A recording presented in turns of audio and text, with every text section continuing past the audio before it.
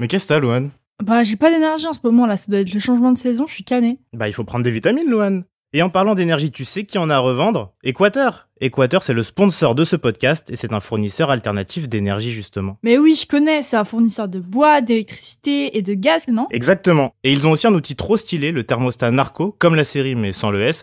Ça te permet de suivre en temps réel ta consommation de chauffage et de la piloter depuis une appli. Attends, mais c'est génial ça. Et du coup, avec Narco, je peux allumer ou éteindre mon radiateur à distance, même si je suis pas chez moi. Ouais, ou alors tu demandes à Narco par exemple, tiens, j'aimerais bien que le chauffage soit éteint pendant la nuit, mais qu'il se rallume tous les matins, genre 15 minutes avant ton réveil. Trop bien, Équateur, ça fait faire des économies pour le porte-monnaie et pour la planète. Voilà, et pour en savoir plus, bien sûr, on vous conseille d'aller vite faire un tour sur le site équateur.fr, ça pourrait vous être utile. Et nous, on retourne à tous nos tips pour la vie d'adulte. Adulte? Mode d'emploi. Adulte, Difficile, hein. avec courage. Adulte. J'en peux plus de ce mot. Bah si, adulte, ça va le faire. De ouf. Adulte, mode d'emploi. Oh yeah. Bonjour tout le monde, bienvenue dans Adulte Mode d'Emploi, votre podcast préféré, bien sûr.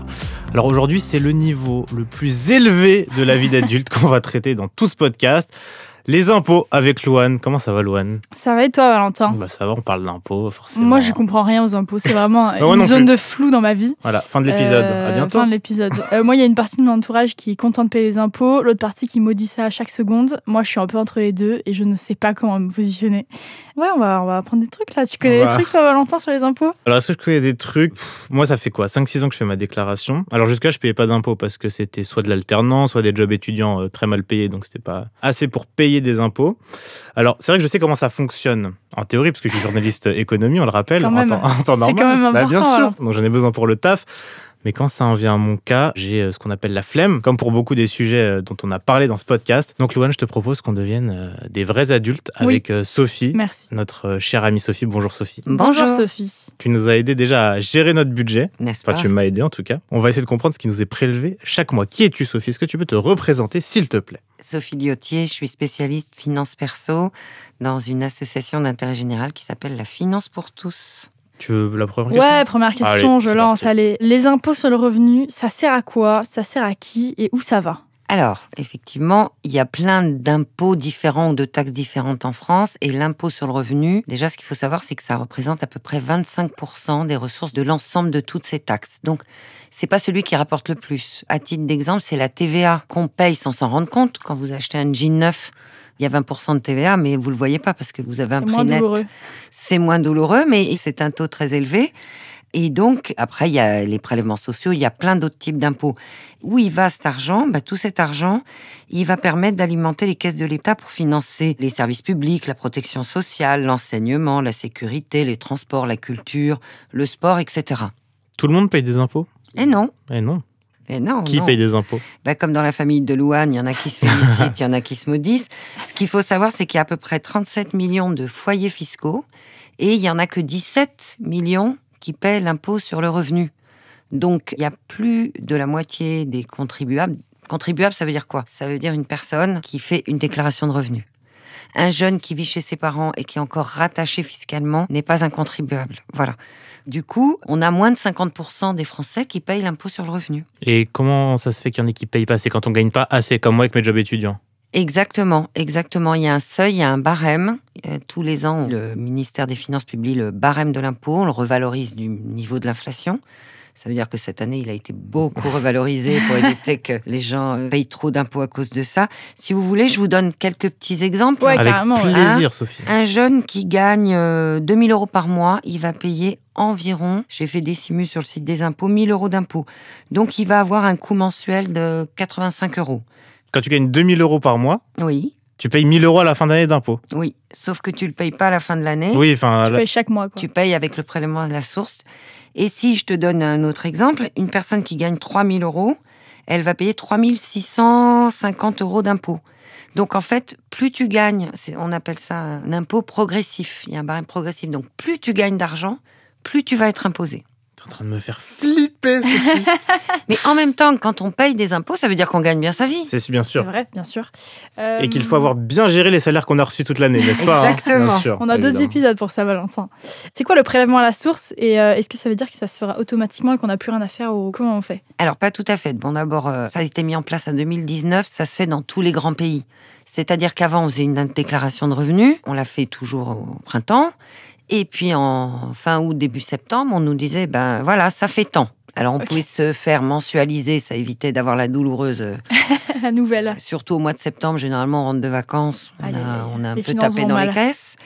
Donc, ce prélèvement à la source, effectivement, c'est l'employeur, si vous êtes salarié, c'est la caisse de retraite, si vous êtes retraité. Quand vous êtes indépendant, c'est le fisc qui va vous prélever des acomptes sur votre compte bancaire. Mais ça ne veut pas dire qu'on n'a plus rien à faire. En fait, ce prélèvement à la source, il va être calculé sur vos revenus de l'année précédente. Mais chaque année, on va faire une déclaration de revenus au printemps et on va voir s'il y a eu des écarts. Si vous avez moins gagné, le fisc va vous rendre des sous. Si vous avez gagné plus, eh ben, il va falloir payer la différence. Parce que cette déclaration d'impôt, donc on est obligé de la faire. On l'a fait au printemps, c'est quoi? C'est avril-mai? Alors, en plus, il y a des dates différentes selon les Oui. départements, mais on va dire que oui, c'est plutôt avril-mai. D'accord. Exactement. Et si on oublie, si on n'est pas au courant, qu'est-ce qu'on fait? Qu'est-ce qui nous arrive? Ben, on va en prison, Louane. Il y a des gens qui oublient. Alors déjà, il y a la bonne foi quand même qui a agréé le fisc, qui n'est pas non plus un méchant gendarme avec un bâton en bois. On a quand même des relances par mail de la DGFiP. Et ben, si on oublie de la faire, on a une pénalité de 10% de l'impôt dû. Donc, si c'est la première fois, généralement, ils vont être cléments. Et puis sinon, effectivement, comme tout, vous ne payez pas votre loyer, vous allez vous prendre des pénalités de retard. Bien sûr, bien sûr. Et comment on fait si on a changé de salaire? Est-ce que moins de salaire par rapport à l'année d'avant, ça modifie? Oui, mais c'est pas le fisc qui va pouvoir être au courant que vos salaires, ils ont évolué fortement à la hausse ou à la baisse. Donc là, soit on a un employeur et c'est l'employeur qui va appliquer un nouveau taux en fonction de vos revenus, soit c'est à vous-même d'aller sur le site des impôts. Quand on fait sa déclaration en ligne, on a un numéro fiscal, un identifiant, un mot de passe. Et c'est super bien fait. Il y a marqué « Adapter mon taux de prélèvement à la source ». Ok. Et donc, on peut l'adapter à la baisse, mais aussi à la hausse si on sait qu'on vient d'être augmenté et que justement, on ne veut pas se retrouver avec 300, 500, 1000 euros à payer en septembre, quoi. D'accord. Et quand on est indépendant, ça change quoi? Comment on paye nos impôts? Comment on déclare? C'est pareil? Alors là, en fait, ça ne s'appelle pas le prélèvement à la source parce que il n'y a pas un employeur entre les deux qui va se charger de prélever pour le compte de l'État.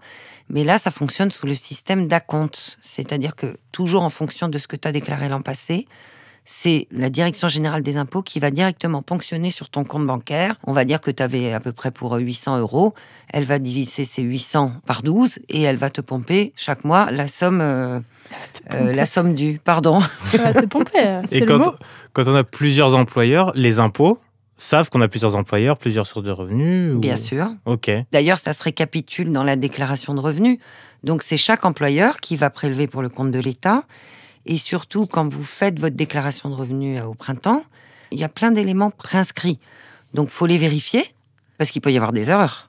Et au besoin, les corriger. Et maintenant que tu le dis, je crois que l'année dernière, ils m'ont rendu genre 50 euros les impôts. Oh, mon Dieu. Ouais. Donc on peut avoir de l'argent? Bah, apparemment. Moi, j'ai eu plus 50 euros. Ça peut être le cas si vous avez des revenus qui ont baissé par rapport à l'année d'avant. Du coup, le taux de prélèvement à la source, quelque part, il était un peu trop élevé. Donc, c'est le site des impôts qui vous rend.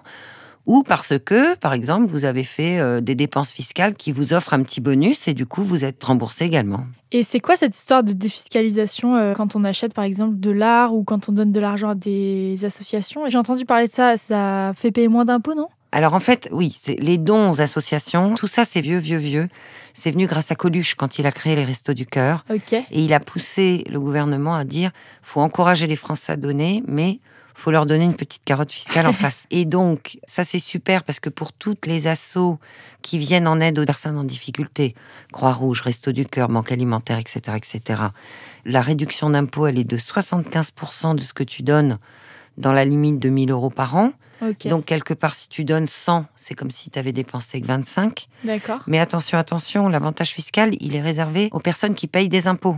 D'accord. Donc, si tu es non imposable quand tu donnes 100, l'État va pas te rendre 75. Hein. J'ai une dernière question tout à l'heure. Ouais. Tu disais si on gagne 2000 euros, en gros, on paye 1000 euros, 3000 euros, 3000 et quelques euros d'impôts. Quand ça va tomber, est-ce qu'on doit payer tout de suite ou il y en a qui n'ont peut-être pas les fonds disponibles? Alors là, sauf si la personne était déjà salariée avant ou qu'elle touchait déjà de l'argent, il y avait déjà une partie qui avait été déjà prélevée avec le prélèvement à la source. Si ça n'avait pas été le cas, on peut demander un petit aménagement. Alors, faut pas trop tarder, faut écrire à son centre, l'administration fiscale. Via son numéro fiscal, c'est plus facile en ligne, et expliquer sa situation. Généralement, ils peuvent être un peu cléments, surtout si les personnes ont des difficultés réelles, une séparation, une perte d'emploi, etc. Sinon, on va payer des pénalités de retard si on n'arrive pas à tout payer d'un coup. Désolée. Une belle année qui commence. Merci beaucoup, Sophie. Merci, Sophie. Louane, t'as retenu quoi, toi? À part que l'année s'annonce sombre. J'ai retenu que quand on est indépendant, il faut être plus vigilant parce qu'on nous ponctionne direct sur le compte. C'est la ligne DGFIP. Regardez un peu et renseignez-vous sur ce à quoi ça correspond. Ouais, sinon on peut adapter son taux de prélèvement à la source si vous avez gagné plus ou moins que l'année précédente, parce que parfois on peut être un peu surpris du montant à la fin d'année.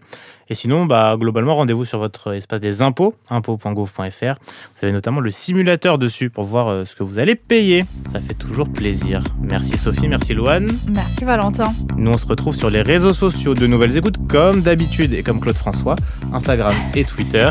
Et nos réseaux sociaux perso, Louane Mancho et Nato80. Bisous. Vous faites plein de poutous.